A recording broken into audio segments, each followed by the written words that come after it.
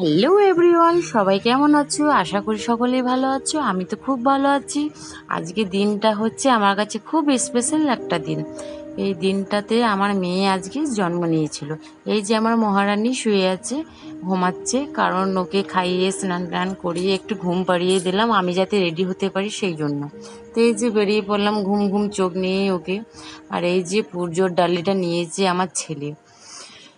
আমরা হাঁটি হাঁটি পা পা করেই বেরিয়ে পড়েছিলাম। তারপর ওর পাপা এসেছিল রাস্তার মাঝে, আমাদেরকে ড্রাইভ করিয়ে নিল।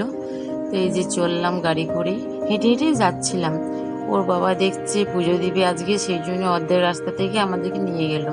এই যে ঠাকুর বাড়ি চলে এলাম, আমাদের কালাগনি মন্দির। প্রথমেই এই ষাঁড় বাবাকে একটু পুজো করতে হয়, প্রণাম করে দর্শন করে তবেই ঢুকতে হয়। আমাদের এই মন্দিরটা হচ্ছে শিব ঠাকুরের মন্দির। প্রথমেই দুয়ারের প্রথমে আছে গণেশ ঠাকুর, তারপর আছে এই ষাঁড় বাবা, তারপর ঢুকবো আমাদের শিবলিঙ্গর কাছে। এই শিবলিঙ্গটা আমাদের অনেক পুরনো, মানে বলতে গেলে আমাদের শাশুড়ি মা, শ্বশুর শাশুড়িরও আমলের এই শিব ঠাকুর অনেক পুরনো। নিজেই মাটি থেকে বের হয়েছি, তো অনেক জাগ্রত, খুব ধুমধাম করে এই শিব ঠাকুরটা পুজো হয়। তো আমার মেয়ের এই প্রথম বার্থডেতে আমি আমার মেয়ের জন্য পুজো দিতে চলে এলাম। জানি না পরের বছর হবে কি না, সেই জন্য এই প্রথম বার্থডে আমি আর মিস করলাম না, পুজোটা দিয়েই ফেললাম। এই যে আমার মহারানী বসে আছে চুপটি করে, ওকে একটু প্রণাম করিয়ে দিলাম, আমিও প্রণাম করলাম। তো এই যে পুজো টুজো হয়ে গেল, মন্দিরগুলো একটু ঘুরে ঘুরে দেখিয়ে দিয়েছিলাম। তো এই যে আমার ছেলে এখানে ঘন্টাটা বাজাতে চাইছিল, কিন্তু ও পারছিল না, ওর হাতে লেগে গিয়েছিল।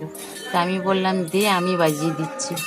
খুব বড়, এর চেয়েও একটা অনেক বড় ঘন্টা আছে, সেটা দেখাচ্ছি। এই যে ওরা বাবা মেয়ে মিলে বাজাচ্ছে, এটা এই মন্দিরের সব থেকে বড় ঘন্টা। এই ঘন্টার আওয়াজ অনেক দূর দূর আমাদের গ্রামে যায়, আমাদের বাড়ি থেকেও শুনতে পাওয়া যায়। কেউ যদি এই ঘন্টাটা বাজিয়ে থাকে তো আমরা আমাদের বাড়ি থেকেও শুনতে পাই। তো এই যে আমার মেয়ে এটা নিয়ে খেলা করছিল, না হলে আমি পুজো দিতে পারছিলাম না, সেই কারণে। এই যে সব ঠাকুর মশাইরা আছে।